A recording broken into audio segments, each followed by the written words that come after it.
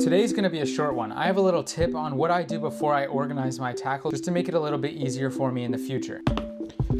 So I got my box right here, and I'm not gonna be talking about what baits I have and where I put them and how I put them and why I have them in one box and all of that. We're gonna be talking about one simple thing. Now this is the first thing I do to all hard baits that have a lip before I actually put them into a box. As soon as I get them, I take them out of the package and I do this. And that is to simply write the dive depth on the lip of the crankbait, the jerkbait, or whatever else you're labeling.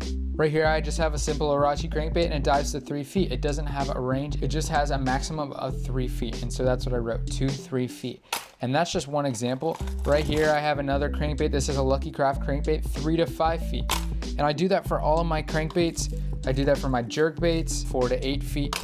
Anything with a lip, you name it, I will write a dive depth on it. Now let me explain why I do this. I do this simply because I have a problem with when I'm on the water, I use a bait and I'm done with it and I just throw it into the box and then it gets all disorganized. When there's a dive depth on the lip, it's easier for me to distinguish which little section I need to put it in as soon as I'm done with it. I either do that or I throw a bait that I'm done with into a separate box, and then when I get home, I organize it all back into my big box. But I've found that it's a lot easier to take care of it on the water than it is at home, because once you get home, you're tired and you don't want to do it, and then you don't worry about it until the next time you go fishing. And then once you're back on the water at a different location, you try to look through all your stuff and you can't find it because you don't know where you put it. So it's easier just to do it when you're done with it than to do it when you're at home. But anyway, this tip has helped me a lot not to lose baits and to not waste time on the water.